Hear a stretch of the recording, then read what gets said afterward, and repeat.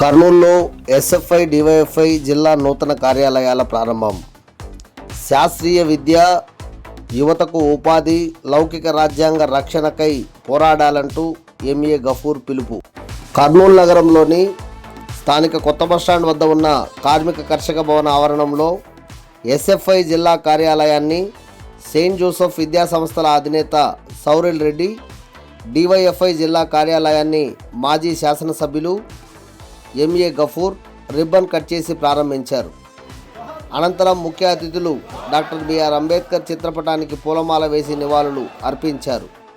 ప్రారంభోత్సవ సభకు డివైఎఫ్ఐ జిల్లా కార్యదర్శి నగేష్, ఎస్ఎఫ్ఐ జిల్లా కార్యదర్శి అబ్దుల్లా అధ్యక్షత వహించారు. ఈ సభలో ఎంఏ గఫూర్ మాట్లాడుతూ, ఎస్ఎఫ్ఐ డివైఎఫ్ఐ కర్నూలు జిల్లాలో విద్యారంగ సమస్యల కోసం, స్థానికంగా ఏరియాలలో ప్రజలు ఎదుర్కొంటున్న సమస్యల కోసం అనేక పోరాటాలు నిర్మించి కర్నూలు జిల్లాలో బలమైన శక్తిగా ఎదిగిందని, అలాంటి ఎస్ఎఫ్ఐ డివైఎఫ్ఐకి జిల్లా కార్యాలయాలు నిర్మించుకోవడం అభినందనీయమని తెలిపారు. ఈ కార్యాలయాలను నేడు దేశంలో విద్యార్థులు, యువజనులు, ప్రజలు ఎదుర్కొంటున్న సమస్యల పరిష్కారాని కోసం పోరాట కేంద్రాలుగా ఉపయోగించాలని పిలుపునిచ్చారు. చదువులో ముందు ఉంటూనే విద్యారంగ సమస్యల కోసం కొత్త కొత్త పద్ధతుల్లో విద్యార్థులలో సృజనాత్మకతను, టెక్నాలజీని పెంపొందించడానికి సెమినార్లు, సదస్సులు నిర్వహించాలని పిలుపునిచ్చారు. కేంద్ర రాష్ట్ర ప్రభుత్వాలు విద్యారంగాన్ని భ్రష్టు పట్టిస్తున్నాయని, దానికి వ్యతిరేకంగా పోరాడాలని పిలుపునిచ్చారు. నేడు యువత దేశంలో ఎప్పుడూ లేనంత నిరుద్యోగాన్ని చవిచూస్తోందని, ఉపాధి కోసం స్థానికంగా ప్రజలు ఎదుర్కొనే అనేక అంశాలపై డివైఎఫ్ఐ పోరాడాలని పిలుపునిచ్చారు. దేశంలో బీజేపీ మరోసారి అధికారంలో వస్తే డాక్టర్ బాబాసాహెబ్ అంబేద్కర్ రచించిన భారత లౌకిక రాజ్యాంగ స్వరూపాన్నే మారుస్తారని, అందుకే లౌకిక రాజ్యాంగ పరిరక్షణ కోసం విద్యార్థులు, యువకులు పోరాడాలని కోరారు. రవీంద్ర విద్యా సంస్థల అధినేత జి పుల్లయ్య మాట్లాడుతూ, విద్యార్థుల సమస్యల కోసం పోరాడుతూనే విద్యార్థులు బాగా చదువుకోవాలని, జీవితంలో మంచి స్థాయికి ఎదగాలని కోరారు. సెల్ ఫోను, డ్రగ్స్ వంటి వ్యసనాలకు విద్యార్థులు లోను కాకుండా ఉండాలని, అలాగే విద్యార్థులను ఎదుర్కొంటున్న అనేక సమస్యల కోసం పోరాడే కేంద్రాలుగా ఎస్ఎఫ్ఐ డివైఎఫ్ఐ ఉండాలని తెలిపారు. సెయింట్ జోసెఫ్ విద్యా సంస్థల అధినేత సౌరిల్ రెడ్డి మాట్లాడుతూ, విద్యారంగంలో అనేక రకాలైన మార్పులు వస్తున్నాయని, విద్యారంగంలో వచ్చేటువంటి మార్పులు విద్యార్థులకు ఉపయోగకరంగా ఉంటే ఇబ్బంది లేదు, కానీ సామాన్య, పేద, మధ్యతరగతి విద్యార్థులను విద్యకు దూరం చేసే విధంగా ఉంటున్నాయని, అలాంటి విషయాల్లోనే విద్యార్థి సంఘాలు జోక్యం చేసుకోవాల్సిన అవసరం ఉందన్నారు. ఎస్ఎఫ్ఐ రాష్ట్ర అధ్యక్షులు కె ప్రసన్న, డివైఎఫ్ఐ రాష్ట్ర కార్యదర్శి జి రామన్న, డివైఎఫ్ఐ మాజీ జిల్లా అధ్యక్షులు డి గౌజ్ దేశాయ్ మాట్లాడుతూ, నేడు దేశంలో విద్యారంగం ప్రమాదంలో పడిందని తెలిపారు. నకిలీ దేశభక్తులు పెరిగి భగత్ సింగ్ హిస్టరీని మాయం చేయాలనే కుట్ర చేస్తున్నారన్నారు. శాస్త్రీయ విద్యా విధానం కోసం, దేశంలో పెరిగిన నిరుద్యోగ సమస్య పరిష్కారం కోసం ఉద్యమించాలని కోరారు. నకిలీ దేశభక్తుల నుండి భారత లౌకిక రాజ్యాంగాన్ని, శాస్త్రీయ విద్యను, స్వాతంత్ర పోరాట యోధుల చరిత్రను కాపాడుకోవడానికి ఉద్యమించే కేంద్రాలుగా కార్యాలయాలు ఉండాలని తెలిపారు. అనంతరం టౌన్ మోడల్ జూనియర్ కళాశాలలో బైపీసీలో మంచి ప్రతిభ కనపరిచిన రేణు విజయని ముఖ్య అతిథులు శాలువాలతో సన్మానించారు. ఈ కార్యక్రమంలో ఎస్ఎఫ్ఐ డివైఎఫ్ఐ జిల్లా అధ్యక్షులు రంగప్ప, రాఘవేంద్ర, జిల్లా నాయకులు సాయి ఉదయ్, హుస్సేన్ బాషా, సీను, రవి, విజయ్, అమర్, సురేష్, ప్రకాష్, మాజీ ఎస్ఎఫ్ఐ డివైఎఫ్ఐ నాయకులు, ప్రస్తుత ఎస్ఎఫ్ఐ డివైఎఫ్ఐ నాయకులు, కార్యకర్తలు పెద్ద సంఖ్యలో పాల్గొన్నారు.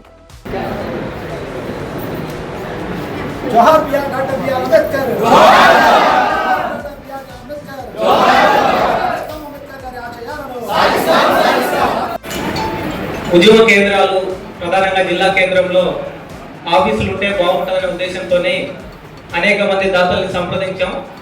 వాళ్ళందరూ పెద్ద మనసుతో సహకరించడం వల్ల ఈ ఆఫీస్ని నిర్మించుకోగలిగాం. చదువు పోరాటం అనేటువంటిది ఎస్ఎఫ్ఐ నినాదం.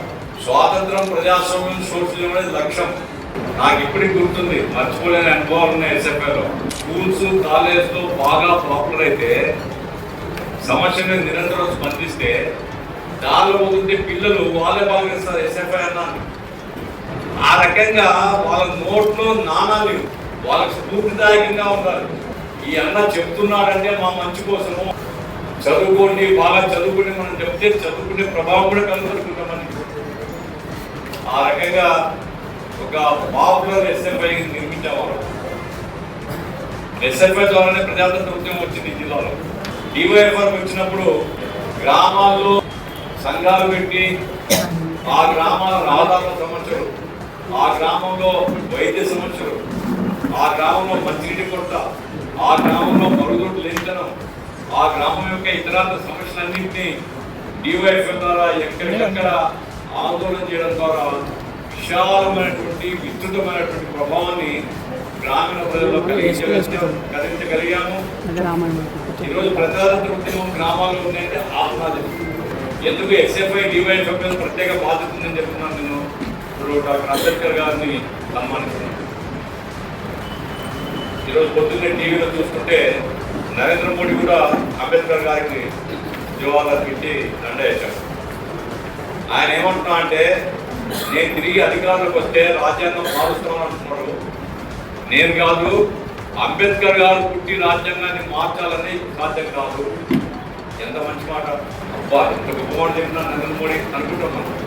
కానీ రేపు నరేంద్ర మోడీ మూడోసారి ప్రధానమంత్రి అయితే రాజ్యాంగంలో ఉండేటువంటి మౌలిక విషయాలు మార్చబోతున్నారని బహిరంగ రాశారు.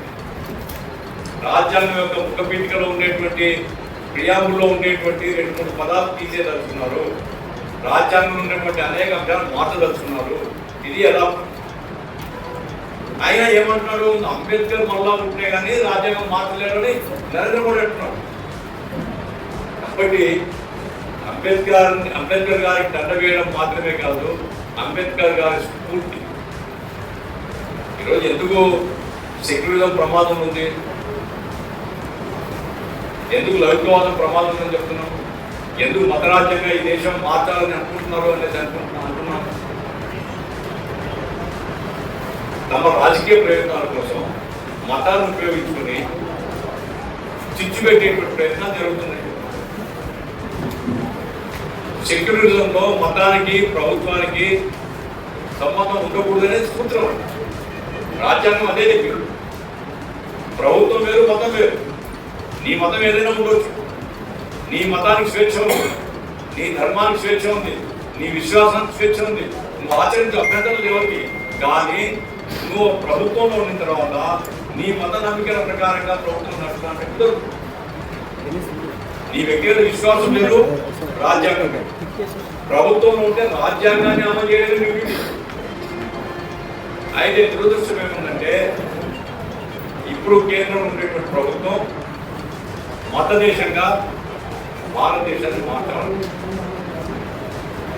Pakistan Islamic republic of Pakistan ఉన్నప్పుడు హిందూ రిపబ్లిక్ ఆఫ్ ఇండియా ఎందుకు ఉండకూడదు అనేది వాళ్ళ ప్రశ్న. పాకిస్తాన్లో అన్ని మతాల ప్రజానికం చాలా పరిమితం, అత్యధిక మెజారిటీ ముస్లిం. వాళ్ళు నిర్ణయం తీసుకుంటారు. కానీ హిందూ దేశం అని చెప్పబడుతున్నటువంటి మన దేశంలో ఇండియాలో అనేక మతాలు ఉన్నాయి, అనేక ప్రాంతాలు, అనేక కులాలు. కాబట్టి మనం ఫెడరల్ రాజ్యాంగం అనుకున్నాం. మన యూనిటీ రాజ్యాంగం కాదు. కేంద్రానికి గుత్తాధిపత్యం లేదు, రాష్ట్రాలకు స్వేచ్ఛ ఉంది, రాష్ట్రాలకు హక్కులు ఉన్నాయి. అట్లాగే వివిధ కులాలు, వివిధ మతాల ప్రజలు ఉంటున్నారు, వివిధ భాషల ప్రజలు ఉంటున్నారు, వివిధ విశ్వాసాలు ఉండేటువంటి ప్రజలు ఉంటున్నారు. హిందువులు, ముస్లింలు, క్రైస్తవులు, జైనులు, సిక్కులు, బౌద్ధులు. ఇది కాకుండా అనేక అధిక తెగలకు ఈ మతాలు ఏం సంబంధం లేదు. అదొక మతం, అదొక విశ్వాసం. ఆ రకంగా ఉండేటువంటి దేశంలో ఒక విశ్వాసాన్ని ఉపయోగించి మరొక విశ్వాసాన్ని అణచివేసే హక్కు ఎవరికి లేదు అనేది రాజ్యాంగంలో అంబేద్కర్ రాశారు. కానీ ప్రభుత్వం ఒక మతం కాదు, ప్రభుత్వాన్ని ఒక మతంగా ఉండకూడదు. ఏ మతం ఇంకో మతం మీద దాడి చేయకూడదు, ఏ మతం ఇంకో మతం కంటే ఆధిక్యమైనటువంటి భావన మనకు ఉండకూడదు. ఇది రాజ్యాంగం చెప్పేది. ఏమైనప్పటికీ ఈరోజు రాజ్యాంగాన్ని కాపాడుకోవడం మనందరి బాధ్యత. రాజ్యాంగంలో ఉండేటువంటి మౌలిక విలువల్ని కాపాడుకోవడం మనందరి బాధ్యత. అందులో విద్యార్థి యోజన ఈ దేశం జాతీయోద్యమంలో చాలా ప్రధానమైనటువంటి పాత్ర నిర్వహించారు విద్యార్థి యోజన. మన సుందరయ్య గారి జీవితాన్ని చెబితే చిన్న పిల్లోడుగా ఉన్నప్పుడే గవర్నమెంట్ వ్యతిరేకంగా స్కూల్లో సమ్మె చేయించారు. వాళ్ళ బావగారు బ్రిటిష్ ఆఫీసర్, వాళ్ళ బావగారి ఇంటి మీద జాతీయ జెండా ఎగరేశారు. అంటే చిన్న పిల్లలుగా ఉన్న వాళ్ళే ఉద్యమాల్లో పాల్గొన్నారు. విద్యార్థులుగా పెద్ద ఉద్యమాలు నడిచాయి, విద్యార్థులుగా అనేక సమ్మెలు నడిచాయి, యువతులు ఈ దేశం కోసం త్యాగం చేశారు. స్వాతంత్రం సాధించుకోవడం కోసం ప్రాణాలు లెక్కలేదు. భగత్ సింగ్ 23వ తేదీ మనం వర్ధంతి జరుపుకుంటాం. భగత్ సింగ్ ఎంత 23 సంవత్సరాలు.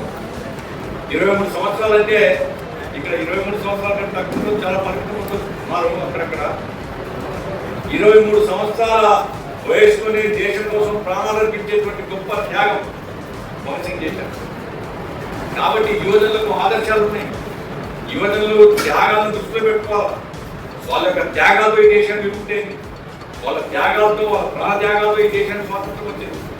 విద్యార్థి ఉద్యమం, యువజన ఉద్యమం ఆనాటి జాతీయోద్యమ స్ఫూర్తిని ప్రజానీకంలో తీసుకుని రావాల్సి